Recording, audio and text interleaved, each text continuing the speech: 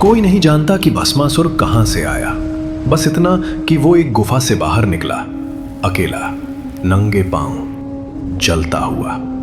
धरती उसके नीचे सिकुड़ गई, पशु भाग खड़े हुए, हवा ने अपनी सांस रोक ली। और फिर भी वो मुस्कुराया।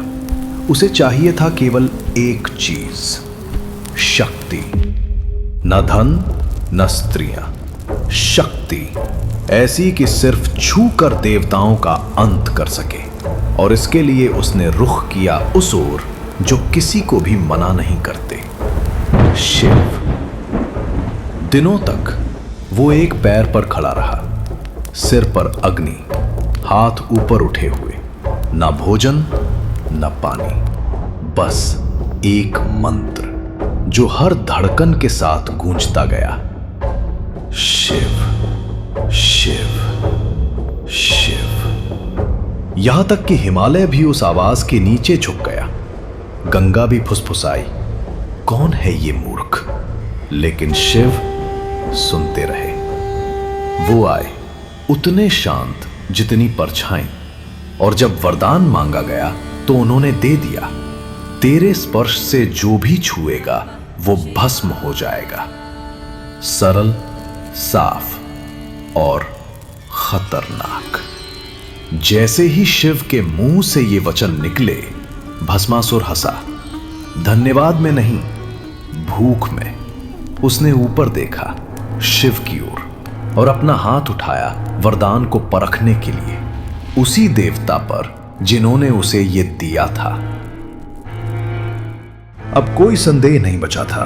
पत्थर राख में बदल गए। एक पेड़, एक घंटी, एक चट्टान, सब गायब। हंसी और बड़ी हो गई, भूख भी। उसने फिर शिव की ओर देखा, पर देवता ने कोई अस्त्र नहीं उठाया। वो मुड़े और चल दिए, मंदिरों से दूर, भीड़ से दूर। डर से नहीं, बल्कि इसलिए कि दुनिया उनके साथ जल ना उठे। घबराहट हवा से भी तेज दौड़ी। स्वर्ग में द्वार बंद हो गए। दीपक कांप उठे। पहाड़ उस कदम की आहट सुनने लगे जो कभी नहीं आनी चाहिए थी। दूर कहीं एक और मन दरवाजे की तरह खुला। विष्णु ने राख की लकीर देखी और गांठ समझ ली। शक्ति से वो गांठ और कसी जाएगी, इसलिए उन्होंने चुना कृपा। इतनी धारदार जैसे तलवार वो आई उस मैदान में जहां गूंज तक आने से डरती थी। मोहिनी, ना उपदेश ना चेतावनी, सिर्फ एक मुस्कान जो फैसला बदल सकती थी। मुझसे मेल खाओ, उसने कहा, और कदम बढ़ाए। सिर का झुकाव, कलाई का मोड़, एक चाल जो तैरती हुई लगती थी। अहंकार आईने से प्यार करता है। वो पीछे चला। उसकी हथेली सिर के ऊपर उठी, उसकी भी हथेली सिर के ऊपर उठी। अब उसने कहा, साबित करो। उसने अपना सिर छुआ। वरदान ने वादा निभाया। ज्योति बिना अग्नि के, ध्वनि बिना शोर के। जब हवा लौटी तो अपने साथ बस थोड़ा सा गर्म धूल ले आई। शिव का चलना रुक गया। विष्णु की मुस्कान मिट गई। जो शक्ति देती है वही नापती भी है। और धरती ने आखिरकार सांस छोड़ी। समाचार हवा से भी तेज भागा। हर गांव को दोपहर से पहले ही यह कथा पता चल चुकी थी। हर मंदिर ने दीपक जलने से पहले ही इसे जान लिया। स्वर्ग में द्वार बंद हो गए। शंखों ने स्वयं को मौन कर लिया। यहां तक कि बादल भी बोलने से रुक गए। इंद्र का दरबार नहीं गाया। मुकुट हल्के लगने लगे।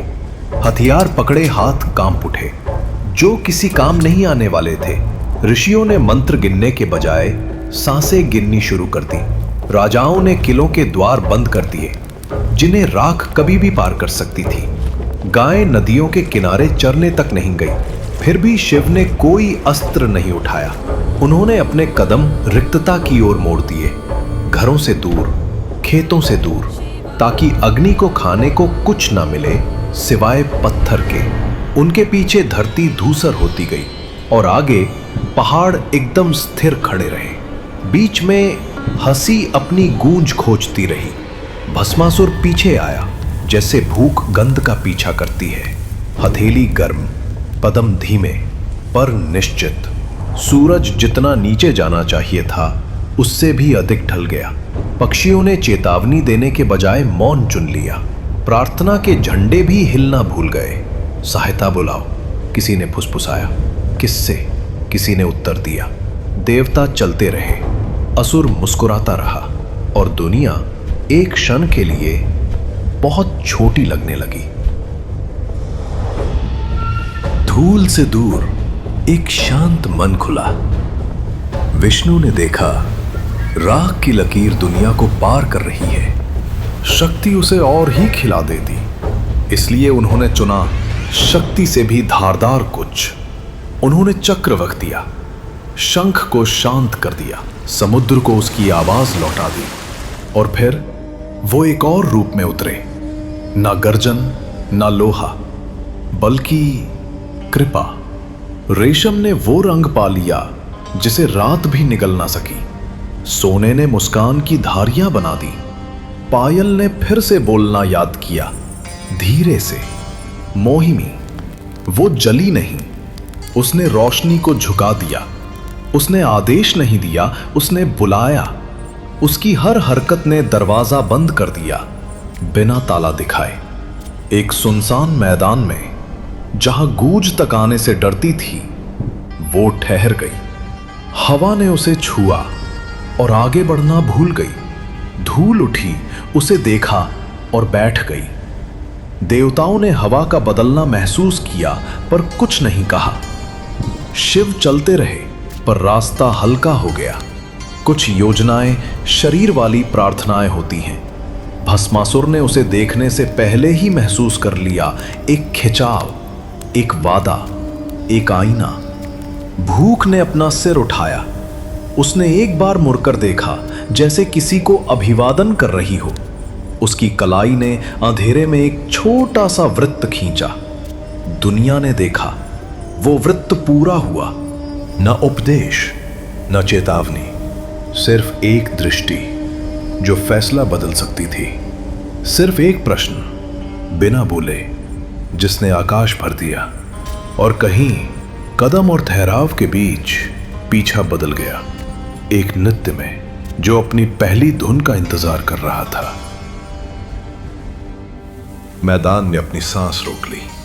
मोहिनी चली, एक कदम जिसमें कोई जल्दबाजी नहीं थी, एक कलाई जिसने वृत्त खींचा और पूरा कर दिया, एक दृष्टि जैसे प्रश्न जिसे केवल अहंकार ही सुन सकता था। मुझसे मेल खाओ, बिना शब्दों के उसने कहा। वो मान गया। बाया पैर, दाया पैर, कंधे ढीले, रीढ़ तन गई, हथेली रात की ओर खुली। उसकी पायल एक बार बजी, उसकी एड़ी ने उत्तर दिया। धूल उठी, फिर सोचा बेहतर है बैठ जाना। वो मुड़ी, उतनी हल्की जितना कोई विचार मन में गुजरता है। वो पीछे चला, उतना भारी जितनी जीतने की प्यास। उसकी हर रेखा को उसने अपनी बताने की कोशिश की। उसने बाह उठाई, बस थोड़ी। उसने भी उठाई, थोड़ी और। वो मुस्कुराई, किसी के लिए नहीं। वो मुस्कुराया किसी पर में ही। देवता चुप रहे। शिव ने मुड़कर नहीं देखा। हवा स्थिर रही ताकि रेखा ना टूटे। उसका हाथ भौं के पास आकर ठहर गया। उसका हाथ भी भौं के पास पहुंचा और जल उठा। वो मौन में झुकी, वो भूख में झुका। और पास, रात ने कहा। उसने आदेश माना। एक और कदम। उसकी हथेली उसके सिर के ऊपर, एक सांस की दूरी पर। उसकी हथेली अपने सिर के ऊपर दहकती हुई। दुनिया सिमट गई। बस उस त्वचा और त्वचा के बीच की जगह में एक पायल की घंटी प्रतीक्षा में थी। घंटी हिली, स्वर गिरा। उसकी हथेली उसके सिर से मिली। प्रकाश बिना ज्वाला के, ध्वनि बिना शोर के। फिर धूल, गर्म, अंतिम। भस्मासुर चला गया। वरदान ने अपना वचन निभाया। मौन खड़ा हो गया। शिव रुक गए। उन्होंने मुस्कुराया नहीं, उन्होंने शोक भी नहीं किया। उन्होंने निस्तब्धता को कहने दिया जो वो जानती थी। मोहिनी की मुस्कान ज्वार की तरह घट गई। कृपा अपने स्रोत में लौट गई। दूर विष्णु ने पुनः चक्र उठाया।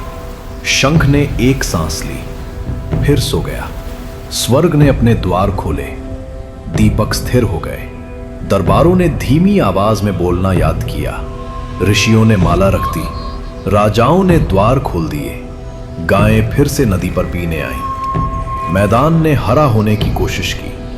हवा ने राख की रेखा को साफ किया। पदचिन्ह रहे, फिर मिट गए। शिव ने खाली जगह देखी।